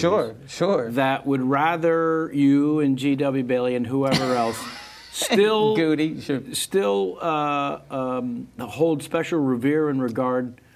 Yeah, and that's kind of weird to me. I could understand someone going, hey, I like those movies, or you know, the people who are critical of anything I do are people that at one point in their life took Police Academy serious. Like the kids now who laugh at Saved by the Bell jokes laugh only because they liked watching Saved by the Bell when they were a kid. So I have all this baggage that it's just so weird. You know, like if I'm in a bar on the road, I can see the guy coming, and it's like, you know, and he's like, bro, you know, me and my brother, we used to watch you, Police Academy, you know, and you know, I go, hey, oh, thanks, I'm glad you liked it and stuff. But recently, I see the guy coming, and he's like, bro, gotta talk to you. And I was like, oh, here it comes. He goes, nobody makes dark comedies like you. And I was like, it's the same fucking guy. Like, if I was doing it to change people's perception of me, it didn't work. It's the same knucklehead. Same guy. Right. So, you know, I'm glad that's not why I pursued that. Yeah, but let me ask you specifically about... I mean, I jokingly say, if I knew I was going to be talking about Police Academy 30 years later, I really would have worked harder, you know. And here's a joke that gets a moan from some of the people, my fans. I go, yeah, they're going to reboot Police Academy. They're going to do what they did to 21 Jump Street. They're going to make it a comedy this time. And they go, oh! Yeah, like, fucker. And you go, really? Like, because they get mad. They go, they shouldn't remake it. It's like the sanctity of it, you know? It's like... Well, but it's interesting that... I mean, everything you said makes complete and utter sense from a creative person's perspective. Right. But I don't know that we can therefore ever really experience what the fan does. Because there are certain people who don't ironically love the Police Academy movies. Or nostalgically. Oh, yeah. There's someone in this room, they're just discovering as a matter of fact, and they like them, who quotes them all, can give you the name, Who's that? can give you the name of every one of them. Is that Sam? Really? Yes. So who's your favorite cadet? Oh, I don't know. I never really thought about this. You don't have to have one. I don't know. I was always partial to Tackleberry. Yeah. No, so you really did watch them and just they're just funny to you. This is why. Like I was born in '82. You know, we were an HBO family. They were on constantly. So I genuinely watched them and loved them. Right. So. But I mean, I don't think that's bad, you know, because we've already talked, and that wasn't the first thing. No. You didn't go. It's just that you get in this like Groundhog Day. Remember when you were in that, and you go, oh yeah. You know, Well, there's only so much you can say as a participant in the movie. that they saw you in that movie. Yeah, I mean, the receiver of the compliment, or whatever it is, can only say so much when it's Thank you. happened the 4,000th time. Yeah. Last night I had dinner with Robin Williams, and the maitre d' came over and he said, quote unquote, remember when you were Mork and Mindy? And I wanted to go, no, he didn't. He totally fucking forgot Mork and Mindy. You fucking lunatic. Like, I couldn't believe in 2013. Yeah. And the guy was serious and he was being nice, and Robin was very polite. Right. But I'm like, I mean, it's insane to be with him and people going, you know, Well, the truth- Nini Nani, Robbie Williams. Nani Nini. They do say Nani Nini. I've heard them say that. Nini Nani, Noonie. Yeah. Tony V. Do you remember Boston comedian? I Oh, was with yeah. Robin and Tony and this guy. We were playing blackjack, and this guy goes, "Hey, where's Mork?" No, I'm sorry. He goes, "Hey, where's Mindy?" And Tony goes, "She's over there, over at Fuck Off, and wants you to join her." That's pretty beautiful. And Robin's like, like, you know, the thing he's been waiting to do for a million years. Thankfully, finally someone said it. Yeah. Yeah, fuck off. Yeah, so it's okay. No, I don't have a problem, and I don't even. I think if people like them, I don't criticize that because it's a special place to them. It's the equivalent of like Keystone Cops or something, and you know, and someone has a soft spot. So I don't like. I don't mean to poo-poo them, but you know, it's like. I was watching Spinal Tap perform live at the amphitheater. I don't know what it's called now, the Universal Amphitheater. But so they were doing a reunion show, and here's Rob Reiner, right, who's done this huge body of work at this point. It was years after Spinal Tap, and he's walking through the crowd, and the crowd starts going, "Meat head," and I see him go, you know, and so you can either let it slide and not get too upset by it, or you can, but it doesn't. I know it doesn't define me. Look, there's no way I'm going to dodge that. When I die in the paper, it's going to be a picture of me in a police uniform. It doesn't matter. You know, I could say later on, Goldthwait invented cold fusion and found an AIDS cure. But we remember as Wacky Gazette, Police Academy 2, 3, and 4. That's right. The names of which are? Citizens on Patrol is 4. First assignment. First assignment is Dose. What is 3? City Under Siege? No, That's 6. Oh, I'm not even in that one. I get people asking me to sign those a lot. Back in Training? I believe it is. Yes, Is that it's back 2 in or training. 3? That's 3. I get asked to sign the first one a lot. You know, at a show. Will you sign this? I go, I am not in this movie. Bobcat Goldthwait. I'm not in it. I was in 2. Because 1 was shit. I said, well, you guys got to make some vast improvements in the script. Yeah. Then come back to me with an offer. Yeah, listen, that's the beautiful thing also of certain levels of fame, is how beautifully they fuck it up. I'm on camera at the feature table, the World Series of Poker main event on ESPN. Feature table. There's only 9 seats. There's 7,000 players. There's only a couple thousand at that point. The fact is, I'm on camera, and one of my opponents, other poker player at the table, says, "I loved you in the Home Alone movies. You were just..." And I looked around the other table. I looked at the other guys and I said, "Should I be flattered that she thinks I'm Joe Pesci? Who is it you think I am?" Yeah, Daniel Stern. That's not John Hurd. Can't be. It has to be Pesci. Yeah. So who did that? She refused. Oh, it was a female player who goes nameless because I thought it was going to be Jennifer Tilly. Oh, no. Jan and I have worked together. She would have been busting my balls. That would have been funny. Yeah. This wonderful young lady poker player was kind enough to simply just not know, But was that her getting into your game? And not at all.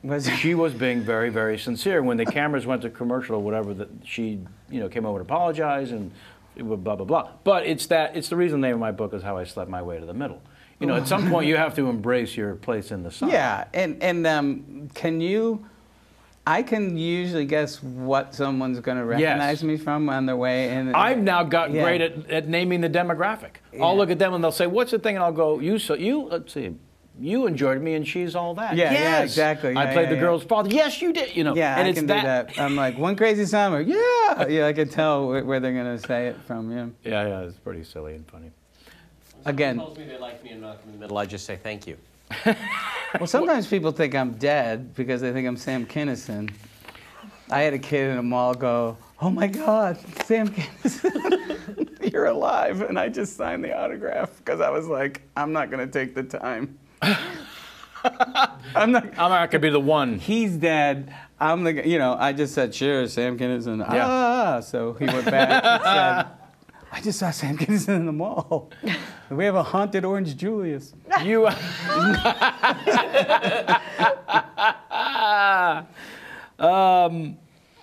talked about the early days of keeping tabs of who's doing better than you and so on and so forth.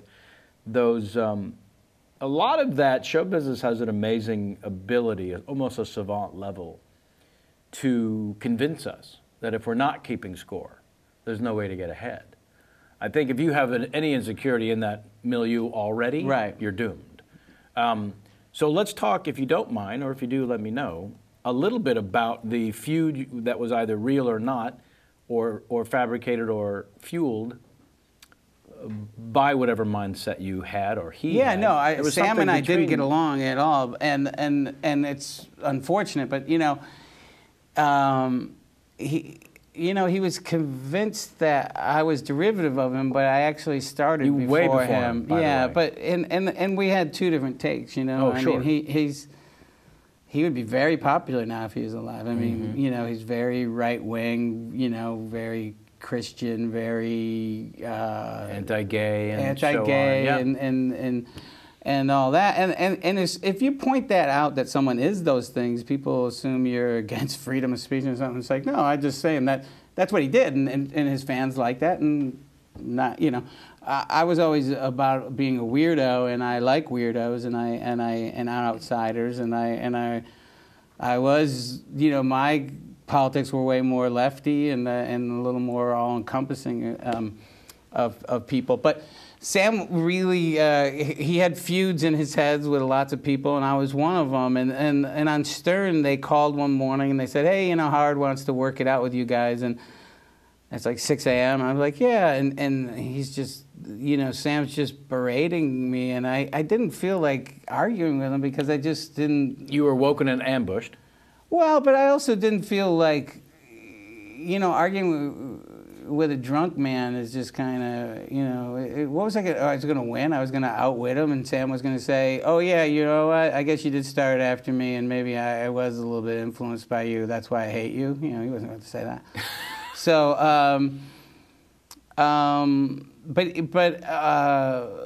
you know, Dennis Miller had a funny line about what Kinison would be doing if he was still alive, you know, and he'd be, you know, stealing money, you know, he didn't say this, I'm saying this, but he'd be stealing white trash's money under the guise of being a preacher again. That's what he'd be doing. I banned the Hollywood, ho, ho, ho, you know.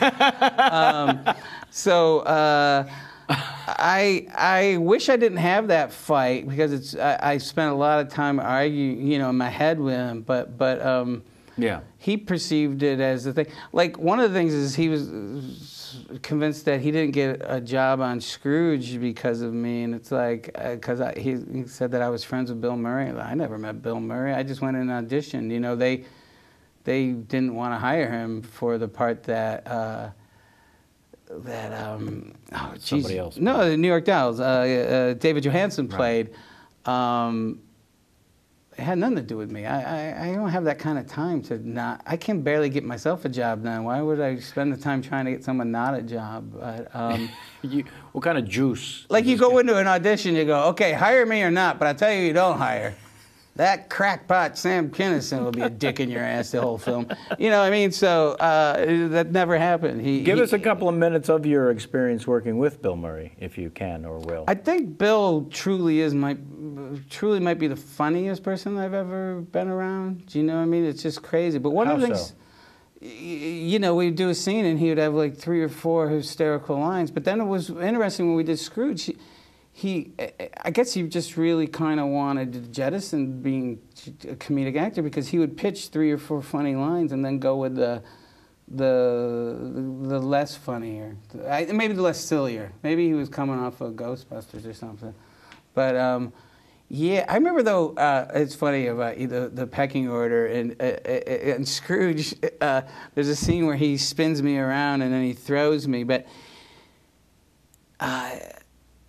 He threw me, and I actually hit the back of my head on the set, and I passed out for a second, and I wake up on the ground, and the first thought is, I got to tell everyone I'm okay. And I look up, and everybody's walking away, and they're going, Bill, that's the one, you know, and they're slapping him on the back. You did it. You killed it, you know, and I'm like, I'm okay. I'm fine. And oh, my God. But Richard Donner did that, and then I worked on another thing with him, and he was a big influence on me making movies, you know. But one day he goes, kid, you want to learn how to direct? I go, yeah. He goes, come to my trailer. And he throws me a pillow, and he goes, take a lot of naps. Wow. I was like, okay. So am I doing this? And the two of us, I just fell asleep in his trailer. Really? And I just saw him recently. He goes, I was right? And I go, I can't sleep on my movies. We don't have that kind of budget. Right. There's no naps. Right. Yeah, if you were working on the big studio movies like he was directing, then you would absolutely take those naps. Yeah, it's totally Ed Wood, you know. It's like we stole a shot in World's Greatest Dad, and Ramon's like, I go, well, we don't have a permit today. And he's like, well, what do we do? And I was like, run, you know, it's totally Ed Wood. And he got into it, like, you know. Yeah. Well, interesting thing about him in World's Greatest Dad, according to the dossier, I don't think a lot of people know this, although you obviously did some press and must have shared this. You, as a long-time friend of yours, you gave Robin the script to read for a smaller part, thinking that perhaps if he did that, it might help raise. Yeah, it was actually him the other way. He said, he came, can I read it? And he told me later on he thought he'd do a small part and help me. And then he called back and said, could I be the guy? And I was like, yeah, you know, and yeah, so yeah, that was crazy. I mean, that was insane, you know. So, because you had been such long-time friends, did the thought pop up and you squashed it, saying, I don't want to bug my friend? Even when he asked, let me read the thing. Oh, yeah, I didn't think of him in those terms because I think we probably have been such good friends because we don't ask much of each other, you know, outside of being friends, which is a lot to ask of each other. But you know, so I didn't have that in mind, and I was really nervous when we went to work because I was like, okay, he's my friend. If we weren't friends at the end of this, that would be the worst thing that could ever happen to me. And then as the guy who's driving the bus, but I am going to tell him what to do. Well, he listened to me. Right. And he did. I mean, right away, you know. And, you know, my idea was it would be like, you know, okay, let's do it again, but we'll just do some really small. And he's going to say, I have an Oscar, and you were in Hot to Trot. So we're going to do it my way. Yeah, no chance all of that was in your head. Yeah. Only. Yeah. He was just like, couldn't take direction better. You know, I think people almost treat him like, well, we're just going to let Robin do his thing, you know, but loves to input, wants to discuss and act. Like yourself, thinks of himself as an actor first. Please direct me. Yeah. Yeah. Sam, you were applauding Hot to Trot, and I didn't sense any irony or sarcasm. H to D? In HD? No, H to D, yeah. And HD. H to T in HD. Yeah. Yeah. Look, I'm sorry. If you get Danny Elfman to do your score... Well, that horse equated me with doing things that horses really don't do in nature, which is going, you know, so it hated me. You know what I mean? Because actually, Robin, because they would hit it with a stick, and then it'd go like that. And he's like, how's it going? I go, it would be like doing Mork and Mindy, and just before action, someone punched Pam Dauber in the mouth. Quiet, please. Pinched their ass. Mork. That's pretty fantastic. We like to include the audience whenever possible. Jamie, you were kind enough to forward me a couple of questions for our guest. Let's see what we've got here. Is this a T5? The first one? Oh, they all are. Okay. Tweet 5. T5. Look at that crazy funny fucker. T5. Great Dave Keckner, who we can't wait to see in Anchorman 2. Past guest of this show and also appeared in the documentary. We love ourselves with Dave Keckner. Kenny and I just went to the Anchorman live read. It was amazing. That's right, and I asked you about wow. how things were going, and they did a live reading of the first movie, of course, because no one has seen the second one. Kenny? Yes? You're not mic'd. Okay. Are you mic'd? No. I thought I just heard you come through the speakers. That was weird. You have that kind of voice now. And it was incredibly great. And you couldn't take your eyes off Conan O'Brien. We were just, Conan O'Brien played the Vince Vaughn's role, Right. and which was, I feel, an upgrade. upgrade. But no, it was fantastic, and they had the original cast, and they sang "Afternoon Delight" and they were like a cappella together. It was amazing. And Keckner kind of stole the show for you. Of course, yes. Okay, that's another thing because Keckner absolutely Did stole Keckner the play show. his role? Mm-hmm. They all play their own roles. Fantastic. Wait, so the original cast showed up? Yes, it was to benefit. Holy crap. Yeah, well, because it was to benefit 826LA. So. Yeah, It which was you're a now charity involved event. in as well. I am involved in. Go to 826la.org if you wish to help out or donate. Yeah. It's a mentoring facility to teach kids creative writing. Yeah, it's awesome. pretty cool. This tweet 5, these will be 5 questions. All right. Yes or no, Coke or Pepsi Okay. kind of thing. Directed specifically to you by your fans, in this case, Jared Wayman, from the Facebook, it says here. Ready? Stand-up or directing? Directing. Bill Murray or Joel Murray? Joel Murray. Horses or dogs? Dogs. A Police Academy 2 or 4? 2. Please, I think we've already established. Wow. Mine's blown over here. Blown. And Virginia Madsen or Demi Moore? Ah, Sophie's choice. Oh.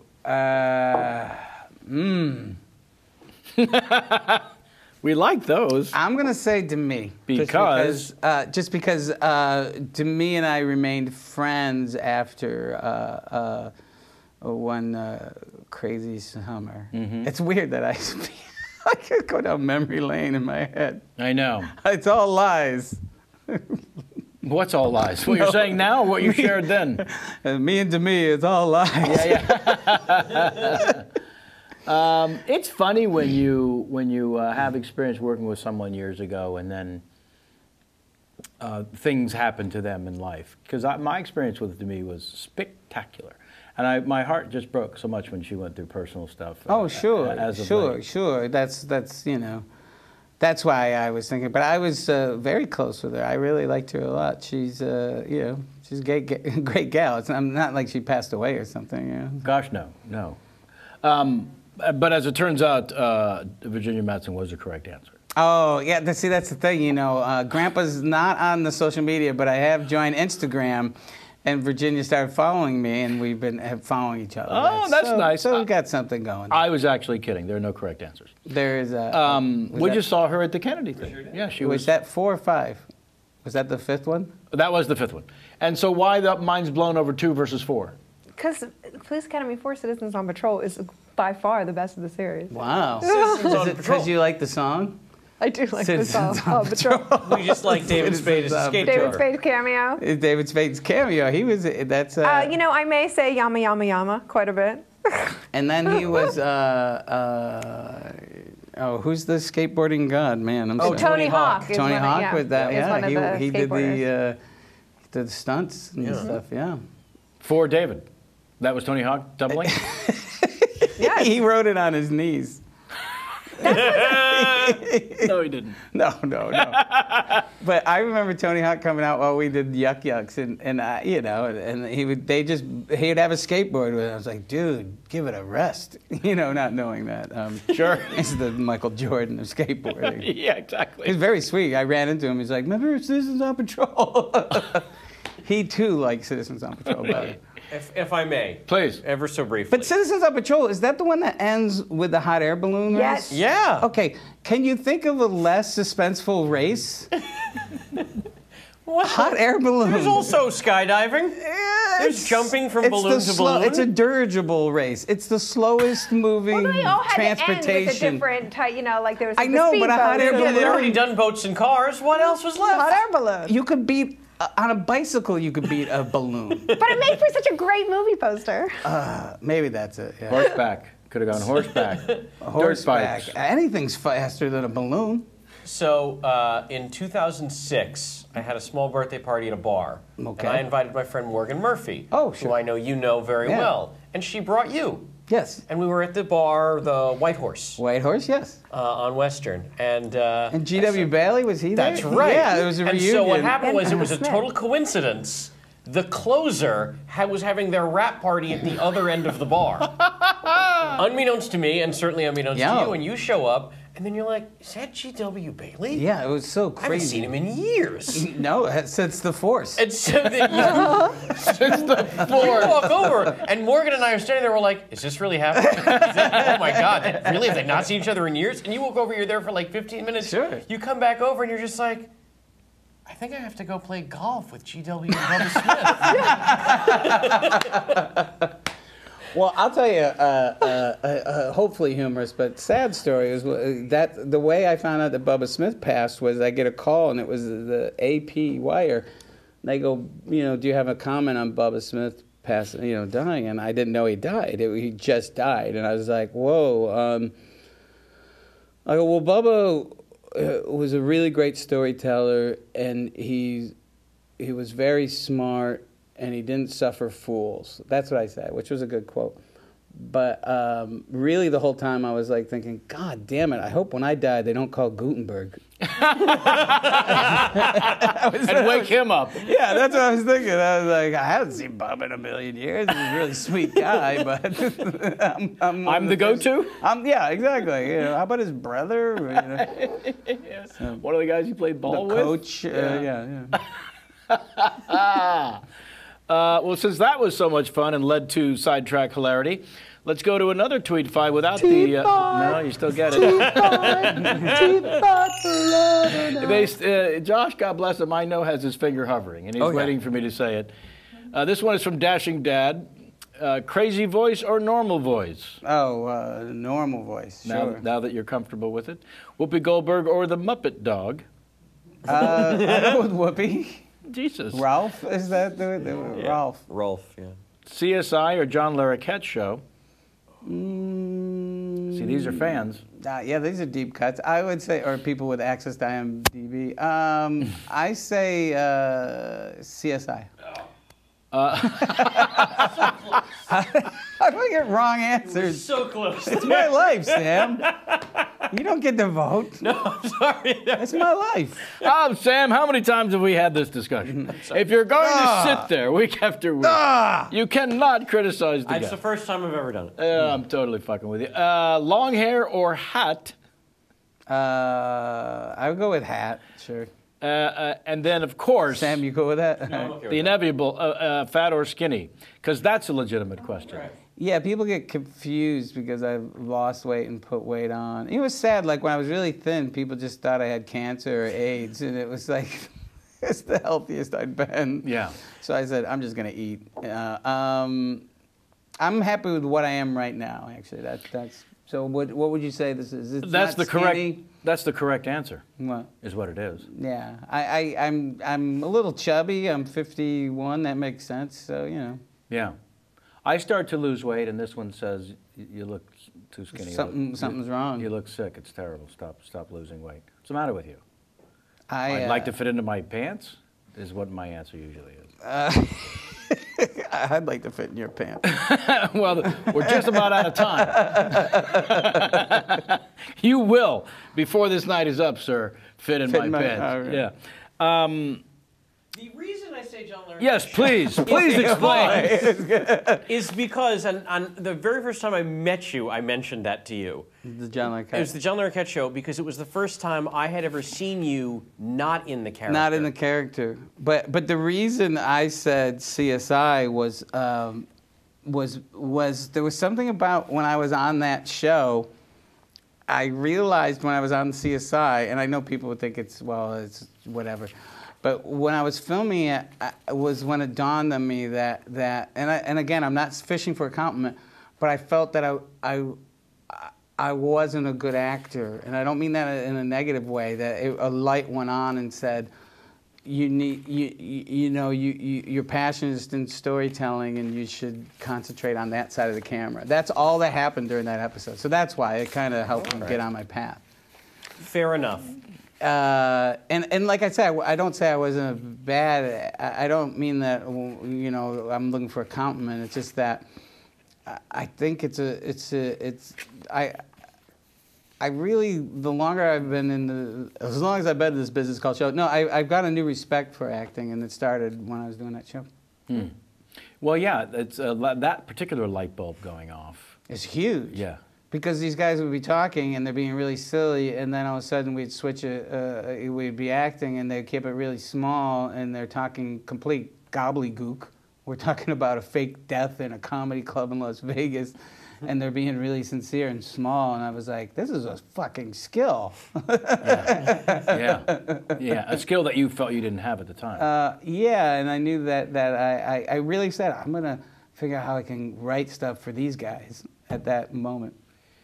Then it's the greatest role ever with the epiphany that came along. Yeah, with it was part of it. Yeah. How much time a day is being spent on Schoolboys in Disgrace? Is that still a development? Yeah, that is this. It's a Kinks album from the '70s that I wrote a screenplay for, and Ray Davis is involved in producing it, and it still is. It's unlike my other movies. It's a bigger movie. It's a musical. It's a big cast. It'll be shot in the UK, but it's going along. I've had some really good progress. I've actually was just in the UK recently and starting to scout for that movie. So it may actually come together this year. That's pretty damn exciting. Yeah, like it was great. I might have to shoot it. No, I shouldn't. Might have to shoot it. Might be shooting it in England. I mean, in Ireland. The only reason I say it is because it's supposed to take place in England. But right. But yeah, very exciting. I think you think Bobcat Goldthwait, you think musical. I mean, I think Natch. You think musical? You Singing, think, dancing. The Kinks? Yeah. Musical hero at all? Ray Davies? Oh, yeah. Yeah, I would think he so. is my hero. And so... Is that why you wrote the script? Unsolicited? Yeah, and then I met him, and it was that... It's funny, we were talking about the Shatner thing, and I'm not even that big of an SNL fan, but that's the only thing I finally had to say to Ray, because I couldn't talk. I said, do you ever see this Chris Farley show sketch? And he did. He goes, when Paul McCartney was on, he goes, remember when you were in the Beatles? I go, yeah. Remember when you were in the Kinks? Yeah. And so he goes, okay, you can breathe. I was just sweating, and I was like, oh, the guy thinks I'm an idiot. And then he went and watched The World's Greatest Dad and called up and said, okay, tell him I'm in. Wow. And he's not, he's very, not protective, but he hasn't been into people taking his work and developing it into something. But it's easy to assume he's had countless offers. And yeah, and all of his story, he's such a great storyteller, so all of his songs are perfect stories. The 3-act structure is always in every single one of his songs. So, but loves movies, very, very learned in movies, and it's even if that movie it doesn't get going, one of the most amazing byproducts is here's my hero, and now we we talk and communicate, and I've spent some days, you know, having some really sweet time with him. And isn't that one of the great things about this particular life? Although one time I was talking to him, he goes, you know, the next time, why don't we just write it together from the beginning? And I go, that would be good. And then I just started crying, and I go, I gotta go to the bathroom. Yeah, so the good news is you've evolved to the point where this thought didn't pop into your head. He doesn't like the script I wrote. oh, no. I was just like, my voice cracked. I gotta go to the bathroom. I remember cracking. Yeah. And I just went and cried a little in the bathroom and came back down. Oh, it's fucking terrific. And, you know, again, the byproducts of the life we've chosen, that they get to a place where we're meeting and actually working with heroes is... That's crazy. Yeah. That's surreal when you that's the weirdest part. Yeah. But some weird ultimate reminder also, oh, they too just put on their pants. Yeah, but you can't, you know, it's funny, it's like... Heroes are heroes. But, you know, I said, you know, if the mentor character doesn't have a song, maybe we should, you know, do you mind writing a song? And he goes, you know, because I hate writing. I'm like, you wrote 41 albums. He goes, well, I didn't enjoy it. You know, and you know, that's the... And then, you know, and I say that. I go, well, I hate writing, but then, like I said, I wrote 11 screenplays since World's Greatest Dad, so, you know, we're all bananas. Yeah. Speaking of bananas, we wrap up this show in a very particular way. We ask the guests to play what we call the Larry King game. And it is an homage to the master. Jamie created this game many years ago. What you're going to be doing for us is reenacting that moment where Larry would, before going to the phone, look into the camera and share something about himself that no one wanted to know. So I'm looking for a bad Larry King impression. No pressure here to do a good one. Any version of Larry is perfect. That will be your camera.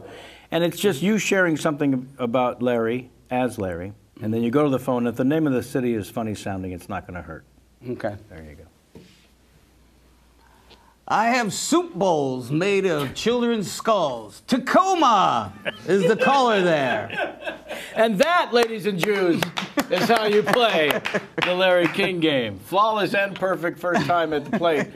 Can't thank you enough for spending this much time with us. I hope you're okay to make it to your thing. It's 3:17 in real time. You're okay? Wonderful. Yeah. Okay, good. Thank you so much.